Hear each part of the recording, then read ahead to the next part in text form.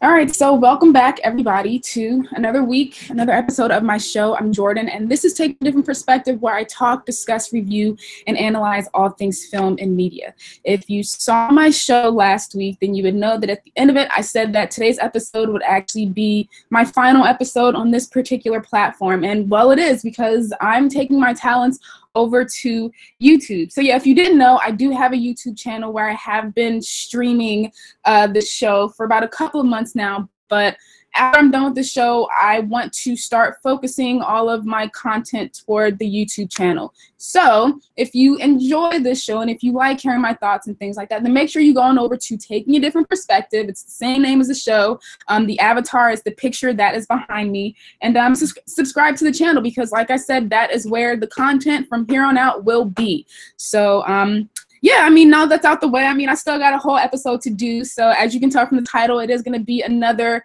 I.C.E. Topics episode. I just felt like, me talking about different current events that are happening within the industry and giving my thoughts and opinions on them, that it would be a nice little send-off. So going ahead and getting right into it, apparently the Academy is postponing their Best Popular Film category.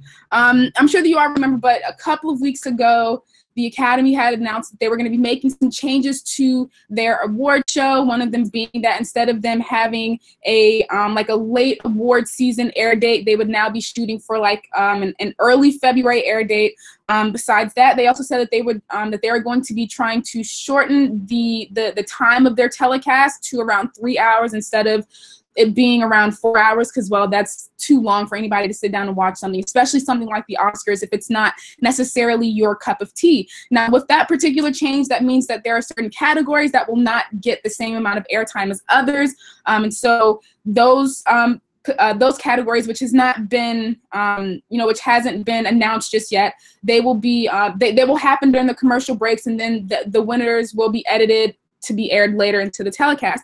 And of course, there was the big kahuna of all of the changes, the fact that they were introducing this new Best Popular Film category that had the film community seeing rage. Well, like I said, apparently they're postponing that category for now. The idea is still very much on the table, but basically the Academy is going to shelve this idea and not introduce it at the next Oscars so that they can, and I quote, examine and seek additional input regarding the new category. And this was all put out in an announcement last Wednesday, where they went on to explain that implementing the new award 9 months into the year, so basically like right before award season, created challenges for films that had already been released. And so basically the Academy recognized that there is further discussion that is needed when it comes to this new change, especially given the immediate blowback that it received. Now, I personally think that this is the smartest decision that the Academy could have made, just given how, like I said, up in arms everybody was when the announcement was made. People basically looked at this change as being the death of the Oscars as we know it. Now, while I do understand and agree with some of the opposition, I also felt like a lot of the arguments were pretentious. And then besides that, I also felt like, unfortunately, because so many people were directing their attention at the fact that this new category is going to devalue the Oscars and all this kind of thing, and all those kinds of things, that they were not focusing on the fact that that the addition of this new kind of category also shines a light on bigger, more inherent problems within not only the Academy, but also their award show and the industry as a whole. But seeing as though the blowback was much bigger than the praise, it only makes sense that that they wouldn't implement it as soon as they had hoped. Now, when it came to the introduction of this Best Popular Film category, I actually felt like the Academy went about this all wrong. I mean, yes, the fact that they were trying to introduce this right before the Oscar season was stupid. But on top of that, they're introducing this category without really giving any other information after it. Like, they didn't talk about what actually is going to constitute a popular film. They didn't talk about how they're going to go about nominating these movies. Like, they didn't talk about how any of this stuff was meant to work. And then, I mean, besides that, I also felt like a smart move would have been on their part. I mean, granted, I don't think any of them really knew how big the blowback was going to be, but I do feel like if they had put out maybe like a paragraph or two that explains why it is that they thought adding in this particular category was the right move to do, that that also, like I said, would have been a smart move, instead of them just kind of like throwing out this idea and then just kind of running away. Now, with everything being said, I'm not personally opposed, or well, I should say I'm not extremely opposed to this particular category, especially seeing as though, right, we don't know everything that it entails. But I'm not also completely on the bandwagon either. Like, I'm not a diehard fan of this category either. Now, I say all of that to say that I do feel like the level of pushback and hate and just overall disgust that a lot of people had for this new change could have been lessened, not necessarily eradicated, but I definitely feel like it could have been lessened had the Academy just thought this through a little bit more, and like I said, actually came out with more information outside of just, we're going to introduce this new category. Because, I do think that there were some people in the Academy that probably really believed in the Academy, that probably believed in this new category, but that doesn't necessarily mean that everybody else is going to. And so, it is important to try to find that balance or that happy medium, if that's even still possible, because I do think that, okay, let's say the Academy actually does keep this let's say that they do decide to go through with this category, and let's say at that point in time, right, that they answer all of our questions, they dot all their I's and cross all their T's, and so we know exactly what it is that this category entails, and let's say that it actually does make sense. There's still going to be people out there that are not going to like this category either way. And so it is kind of a lose-lose situation for the Academy. They could either go with the people but lose out on money, or they could lose out on money but go with the people. So yeah, it's kind of up in the air at that point. But hopefully they are able to figure out something that works for everyone, or at the very least close to it. Whether this was a conscious thing or not, I do think that the Academy was right in essentially highlighting the fact that there is this disconnect between the Oscars and the public, and also just how it is that we look at and try to define art. Now, whether this particular this particular change in particular is the way to go about it is to be determined, but right now it is basically all about figuring out how they can properly either fix, adapt to, or work around these issues that have now been raised. Now, moving on to some other news, the summer box office has actually season has proved to be a really lucrative one, bringing in around $4.39 billion in revenue, making it the 5th biggest summer box office of all time. Now, I don't know if y'all remember, but around this time last year, and I did a show where I talked about last year's summer box office, but there was a lot of talk about how the 2017 summer box office was the worst summer box office in 25 years, only bringing in around $3.8 billion, and that represented a 14.6% decrease from just a year earlier. But these numbers for 2018 actually show a 14.4% increase from one of, like I said, the worst summer box offices of all time. And it also represents the biggest year-over-year uptick in summer box offices within within the last 2 decades. Now, besides that, apparently attendance for the theater industry is also up by about 9%. So this has been a really good summer for the industry. Now, personally speaking, I felt like this summer was a lot. Like, it felt like there was movie after movie coming out just about every weekend, and so it was a bit hard to keep up. When I was going back over all the movies that came out, there were some that I kind of forgot about because we were just so bombarded with all of these movies. But looking back at this particular summer in retrospect, and then also going back to 2017, I can't help but to theorize that one of the reasons as to why we had so many movies, or so many like big named and Hollywood-backed movies, was because this was basically the industry's way of trying to potentially curtail any losses that they could experience this summer. It's like they put out all these movies. So, of course, that is going to increase their chances that, more people are going to come out to the movies. But at the same time, it could also be a bit risky, right? If you're putting out all these movies, that also increases your chances of failure. But I actually think that one of the reasons as to why putting out all these movies was successful this summer is because of the amount of diversity that we had with these movies. So you had movies like BlacKkKlansman, Sorry to Bother You, Ocean's 8, Crazy Rich Asians, Book Club, and Book Club, as well as, well, those were like the big ones. But yeah, they were stories that helped to highlight underrepresented populations, and so of course the industry was able to hit like different pockets of society. Now, besides that, I also feel like the movie ticketing subscription services also played a huge part as to why this summer season was so lucrative, especially given the fact that attendance was up by 9%. Now, granted, I do not have the actual number, so I can't definitively say that that the ticketing subscription services played a part. But I feel pretty solid in standing by that point. You know, one of the reasons as to why movie attendance has been down is due to the quality of movies, or lack thereof, I guess I should say.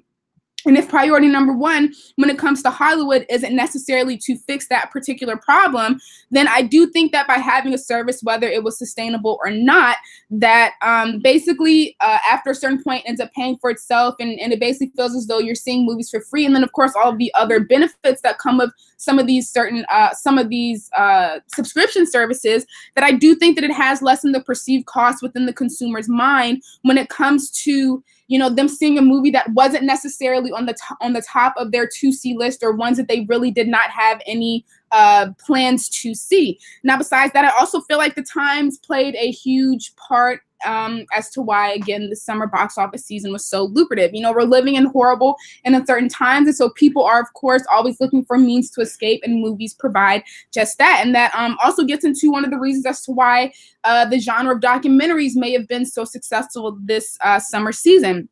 You had documentaries like Won't You Be My Neighbor, RBG, and Three Identical Strangers, which made $22.3 million, $13.9 million, and $11.1 million respectively, as well as other documentaries like the one about Whitney Houston, or the one about Steve McQueen, or Pope Francis, that made at the least $1 million, and that's pretty big, seeing as though these movies are in limited releases. That just goes to show that, like I said, people are looking for that means of escape. You have these documentaries that provide for more simple and humanity-based stories that are rooted in facts above all else. And so when you look at our reality, and when you see that things like that are in short supply, it makes sense as to why people would gravitate a little bit more toward those kinds of stories. Now, besides diversity in documentaries, sequels or franchises also prove to be really lucrative, but that's not surprising at all. Out of the top 10 films of the summer, all of them were either sequels or were a part of a franchise. So, of course, we had Avengers Infinity War, which actually kickstarted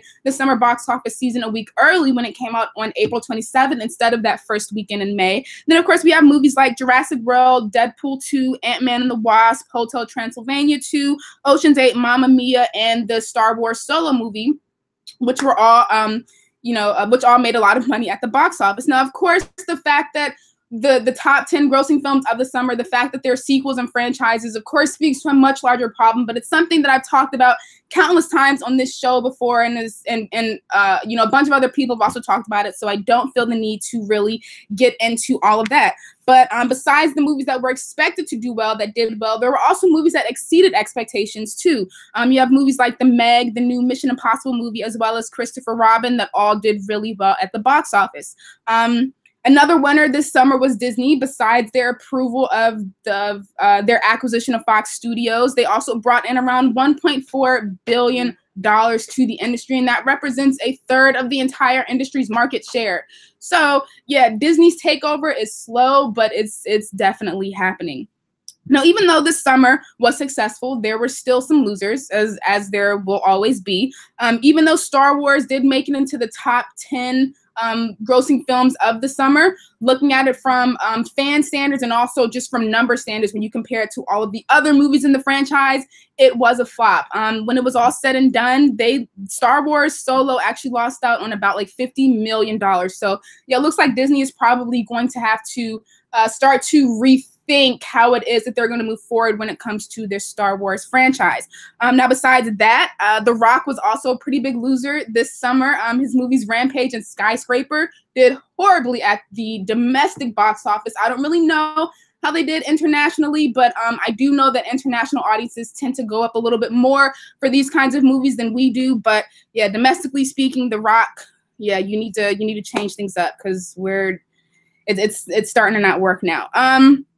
Now, besides those two things, comedies were also a pretty big loser this summer. Out of all the comedies that were released, none of them made over $100 million. And that's actually pretty sad, because I do love a good comedy, but you know, hearing this news that none of the comedies made more than $100 million is not really surprising, because, well, when we look at the kinds of comedies that we've been getting within recent times, you know, the quality has definitely taken a dive for the worse. So, I mean, yeah, hopefully sooner or later somebody can come along and give us a classic comedy, because yeah, I'm really like fiending for one, in all honesty. And so yeah, I mean, I guess with all that being said, you know, the Hollywood implosion that Steven Spielberg and George Lucas and that I even talked about at one point on this show can hold off at least one more year. Now, moving on to some movie news. Apparently, a movie about the day in the life of one of Harvey Weinstein's assistants is in the works. It will be directed by a woman named Kitty Green, who directed a movie called Casting John Bonet. Now, I do remember hearing about that movie, but I never saw it, so I can't really give you any thoughts about that. But yeah, apparently she spent nearly a year researching public records and documents and conducting interviews to prepare. So this movie obviously will not be done in bad taste, but I honestly did not expect for any kind of movie that revolves around this kind of subject matter to be done in that way. Now, this particular movie is pretty much right on schedule with what I figured would be the inevitable offspring of all of these, you know, allegations and accusations and facts that have come out about, you know, the sexual harassment basically in the industry. You know, I did figure that if a piece of work were to come out about this situation, and as quickly as it is, that it would take it on from the perspective of the woman. And I mean, that makes sense. You know, the times that we're in, we're all about giving a voice to the voiceless.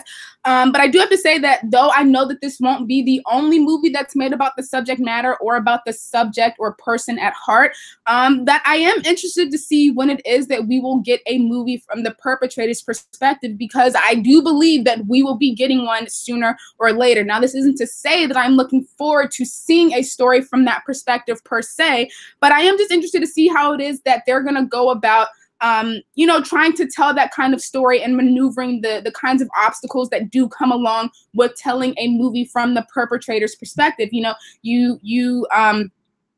a story like that has to really be tackled in the right way, and so it's definitely not for everyone to tell. And so, yeah, like I said, I'm interested to see how that whole process is going to go, what initial reception is going to look like, how people are going to react to it after it's all said and done. Is it going to be a big Oscars contender? Because best believe, if the right people are a part of it, it will be, and that'll definitely highlight you know, a lot of different ironies when it comes to the Oscars and Hollywood and all that kind of stuff. So yeah, I'm really interested to see how all of that is going to play out. Now, moving on to some other news. Early production on Guardians of the Galaxy Volume 3 has been shut down, and some of the crew members have either been sent home or told that they can look for work elsewhere. Now, though I know that at some point we will definitely be getting a Guardians of the Galaxy Volume 3 movie, the fact that they are telling people that they can go home or look for work elsewhere is pretty telling.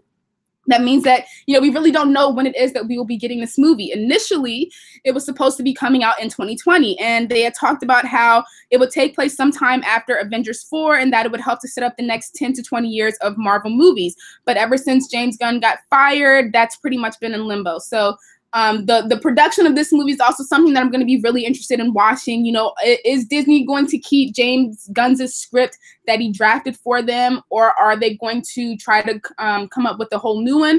If Disney does decide to keep the script, I do feel like that'll highlight a bit of malicious irony on Disney's part, because, you know, here they are acting as if James Gunn is indispensable and like they don't need him, but they're like, you know, as he's walked the door, that script that you wrote for us, we're still going to go ahead and use that. So that'll be really interesting if they decide to do that. When it comes to the actual director, are they going to be able to find someone that is able to really capture, you know, the heart and the essence of what made the first two movies so popular? You know, I know that James Gunn was a huge reason as to why the first two movies were so successful. And so the fact that he's not going to be working on it and the fact that they have to find someone else, I definitely think that's going to present a lot of different challenges. And then, of course, when it comes to one of their actors, Dave Bautista, is he actually going to be in any more Guardians of the Galaxy movies after Avengers 4? I personally don't think so. You know, he's been really outspoken in not only his support of James Gunn, but also in his disdain for Disney. And so, you know, unless there's like something in his contract that says he has to be in however many Guardians of the Galaxy movies, I doubt that after Avengers 4 that we will see much of Drax, because yeah, I don't see why Disney would allow for someone to badmouth them in the way that he has, and then still allow for him to be in their movies. It wouldn't make sense. So I do find it funny that whenever Dave Bautista asks, you know, whether or not he's going to be in any more movies, he says that he's still on the fence, as if he still has any kind of choice. But whatever. Going ahead and moving on to some other, I guess you could say news, but more so trailer news. So the new American Horror Story Apocalypse trailer actually came out like a couple of days ago. I'm not too sure when. But this represents the 8th season in the horror anthology series. Now, from what I can see from the trailer, this season is going to be a lot. But when I really thought about it, all of the seasons of American Horror Story after a certain point are pretty much a lot. So this seems to be right, you know, and so it seems to be following the same kind of pattern. So what I can tell from the trailer, of course, an apocalypse is going to happen. There are some people that are going to be able to get away or you know, make it so that they don't die in the apocalypse. And it looks as though they're going to become prisoners in a mansion that basically houses different characters from previous seasons. Now, if you do know what American Horror Story is, if you're not familiar with it, then first of all, what are you doing? I mean, come on, like, I'm gonna need for you to get hip. It's on Netflix. I believe all of the seasons would be on there at this point. I would say at the very least, if you do decide to watch American Horror Story, watch the first 3 seasons. Everything after that is a bit hit or miss. That 4th season, you can for sure skip over because it wasn't good. But yeah, definitely make sure you at least try to watch the first 3 seasons of American Horror Story because they were really good. But yeah, if you're not familiar with American Horror Story, every season they have a different story and different themes and different characters that they explore. And so it's already been revealed that all of the seasons are connected. And so this particular season looks like this is Ryan Murphy's Avengers Infinity War. I do have to say that I was looking forward to that point in the series where things would really start coming together and, you know, we could see how the different stories and characters connect and things like that. And I do have to say that for this particular season, I love that certain characters are coming back.